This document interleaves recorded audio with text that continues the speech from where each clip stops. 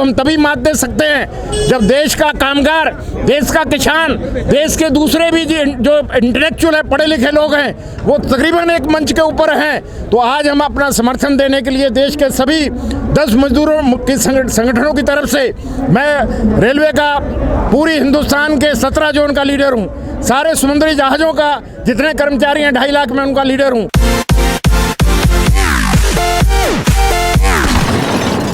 देखिए, ये भारत सरकार की देश के आम नागरिक विरोधी नीतियों के खिलाफ देश का किसान जो है, जिसकी अगुवाई पंजाब का किसान कर रहा है, वो उन्होंने मेरे ख्याल से 2 महीने पंजाब के अंदर अपनी मांगों को लेकर धरने रखे, रैलियां रखी, जो पीसफुल, एक आज़ाद देश में एक आम नागरिक को अधिकार है कि वो अपनी बात को शांतिपूर्वक ढंग से अपनी नाराज़गी सरकार को जाहिर करे। और इस तरीके से पंजाब के सारी जत्थेबंदियों ने, किसानों ने अपनी नाराज़गी जाहिर की, परंतु सरकार ने बिना किसानों से बात किए हुए, बिना किसानों की मजदूर यूनियनों से बात किए हुए, उन्होंने ये उनके 3 जो बिल लाकर पार्लियामेंट में जिस तरीके से अनडेमोक्रेटिकली उसको इन्होंने पास कराने का काम किया, पार्लियामेंट के अंदर उसके ऊपर बहस नहीं करने दी, राज्यसभा में उसके ऊपर एमपीओ ने, अपोजिशन के एमपीओ ने डिवीज़न चाहा, उसके ऊपर डिवीज़न वोटिंग नहीं हुई, और वाइस चेयरमैन राज्यसभा ने उसको इसके ऊपर मार्शल बुलाकर हमारे जो अपोजिशन के 8 एमपी हैं, उनको जो इस बिल के विरोध कर रहे थे, उनको मार्शलों ने उठा के बाहर फेंक दिया। और उसके रोष के ऊपर जो हिंदुस्तान का सारा अपोजिशन है वो वॉकआउट कर गया, और उनके वॉकआउट करने के बाद जिस तरीके से मजदूरों के 3 कोड भी अगले दिन इन्होंने पार्लियामेंट में रखे, और बिना बहस के विद इन नो सेकेंड इन्होंने 3 कोड 50 करोड़ देश का कामगार जो है उसके कानून बनाने के लिए सिर्फ 3 मिनट नहीं लगाए। उसके ऊपर राज्यसभा में कोई डिवीज़न नहीं हुआ, कोई बहस नहीं हुई, कोई अपोजिशन अवेलेबल नहीं थी। ये हमारे डेमोक्रेटिक कंट्री के अंदर बिना बहस किए हुए, बिना अपोजिशन के मौजूद के 50 करोड़ वर्कर के फ्यूचर का फैसला ये सरकार ने कर दिया। और देश के अंदर जो देश का अन्नदाता है, जो किसान है, जिसका उपजाया हुआ अन्न देश का हर नागरिक खाता है, जिंदा रहने के लिए उसका उपजाए हुए अन्न के बिना जिंदा रहना मुश्किल हो जाता है, उसके भी 3 बिल जिस तरीके से अनडेमोक्रेटिकली उन्होंने पार्लियामेंट में पेश किए, और पार्लियामेंट में अपोजिशन को बाहर निकालकर उसको उन्होंने पास कर दिया। और पंजाब की जो किसान जत्थेबंदी हैं, उन्होंने फैसला किया कि हमारी सुनवाई नहीं हो रही, और पंजाब स्टेट का चीफ मिनिस्टर, जिसने अपनी असेंबली में इन बिलों को ना पास करने का बिल रेजोल्यूशन ले लिया, और वो पंजाब से कूच करके दिल्ली में आ गए। और दिल्ली में जो केंद्र की सरकार है, जो बीजेपी हेडेड बाय बीजेपी है, और हमारे देश के माननीय प्रधानमंत्री नरेंद्र मोदी जी, उन्होंने अपनी फौज को, पुलिस को हुक्म दिया कि वो किसी भी किसान को दिल्ली में अंदर एंटर ना होने दे, और दिल्ली के सारे बॉर्डर सील कर दिए। और सील ही नहीं किए, हमारे पीसफुल जो जितने भी हमारे प्रदर्शनकारी हैं, जो किसान अपनी बात को पीसफुली ढंग से सरकार को बताने आ रहे थे, उनके लिए सड़कें खोद दी, उनके ट्रैक्टर ट्रालियों को रोक दिया।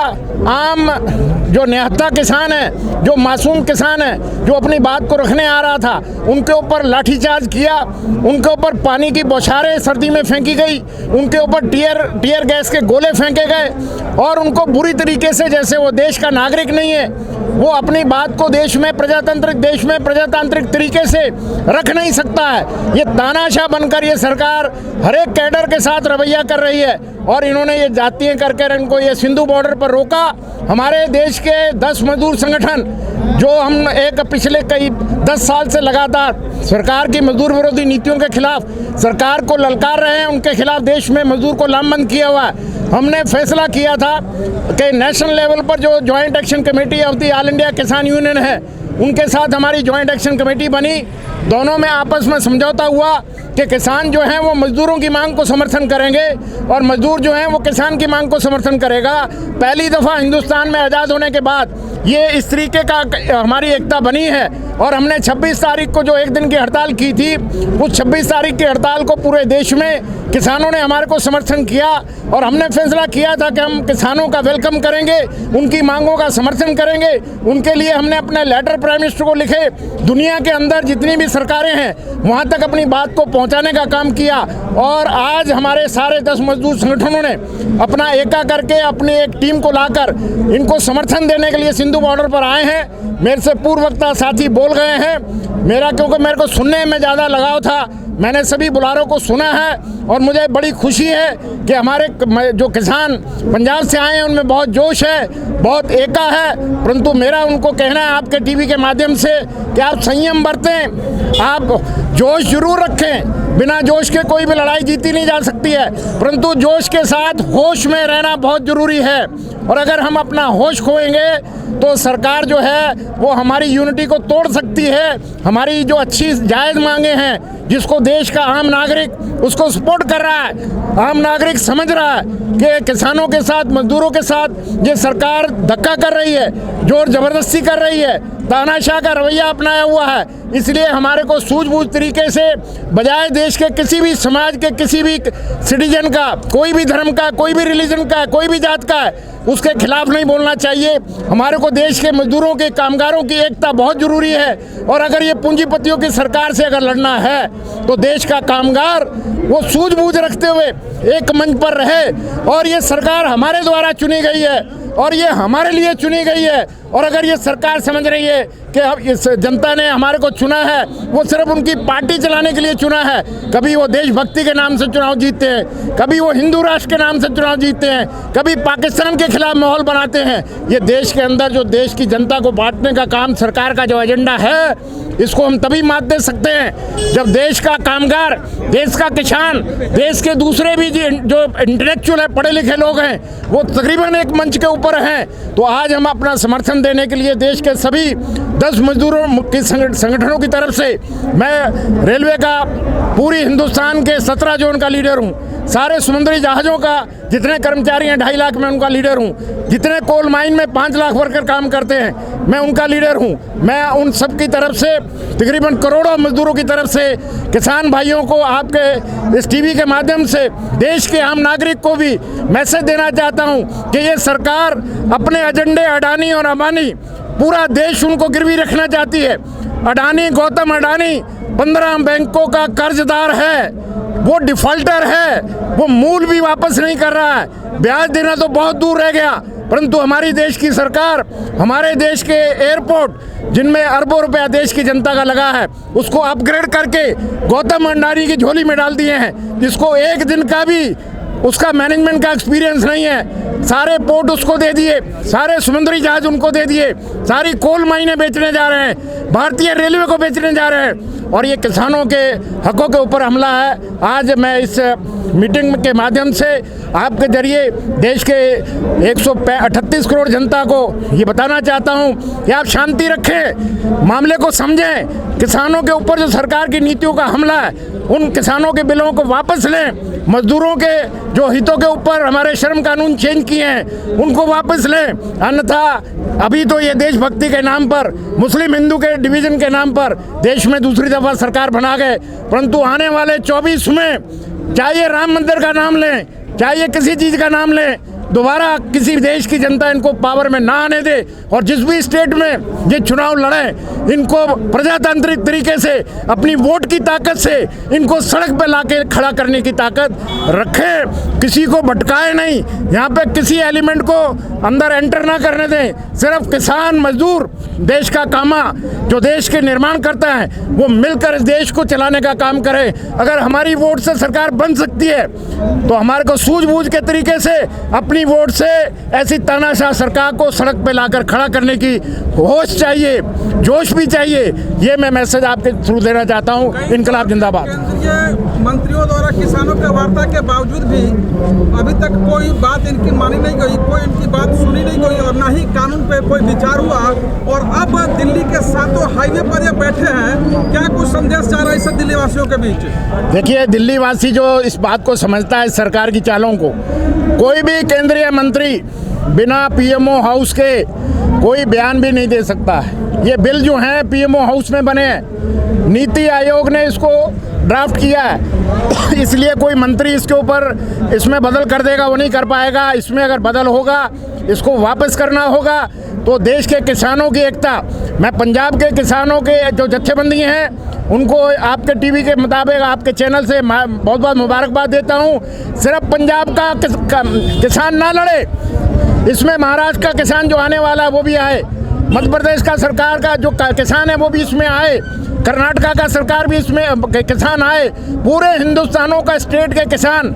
ये सिर्फ किसानों की लड़ाई नहीं है, ये आम देश के नागरिक की लड़ाई है।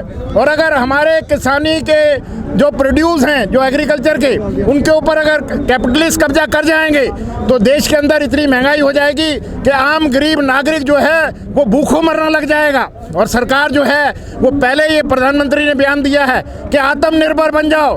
गवर्नमेंट की कोई जिम्मेवारी नहीं है किसी को नौकरी देने की, किसी का इलाज कराने की, किसी को पढ़ाने की, किसी का बुढ़ापे में पेंशन देने की, ये गवर्नमेंट की जिम्मेवारी नहीं है। परंतु वो कॉन्स्टिट्यूशन को पढ़ नहीं रहे या पढ़ रहे हैं तो उसका वायलेट कर रहे हैं। संवैधानिक तौर पर चुनी हुई सरकार, उसकी जिम्मेवारी है कि वो आम देश के नागरिक का ख्याल रखे, हर दो हाथ को काम दे, हर सिर को छप्पर दे, हर बीमार को इलाज कराने के लिए हॉस्पिटल बनाए, हर बच्चे को स्कूल में जाने के लिए स्कूल बनाए। It is the responsibility of the elected government. और अगर गवर्नमेंट अपने संवैधानिक अधिकारों से पीछे हट रही है तो देश के नागरिक को, जो ये जत्थेबंदी पंजाब की इतना जोश दिल्ली में नहीं पूरे देश में आया हुआ है, और मैं आपको फख्र से कहता हूँ कि किसान की 270 यूनियनें, मजदूरों के हमारे 10 मजदूर संगठन पहली दफ़ा देश में आज़ादी के बाद एक मंच पर आए हैं। तो आज हम इनको अपना समर्थन देने के लिए यहाँ पर पहुँचे हैं। आज से 2-3 दिन बाद दिल्ली एनसीआर ट्रांसपोर्ट एसोसिएशन भी हड़ताल पे जारी है। ऐसे में न केवल दिल्ली एनसीआर बल्कि देश का अर्थव्यवस्था, देश की रोजमर्रा की चीजें चरमरा जाएगी। क्या कहेंगे आप? देखिए, देश तो ऑलरेडी चरमराया हुआ है। देश के अंदर 40 करोड़ वर्कर का इस पेंडेमिक, इस महामारी की वजह से, ये जो कोरोना महामारी है जो पूंजीपति हमारे देश में लाए हैं, ये आम गरीब आदमी के शरीर से पैदा हुआ बीमारी नहीं है। ये हवाई जहाज़ों से अमेरिका से हमारे पास ट्रंप लेके आया है।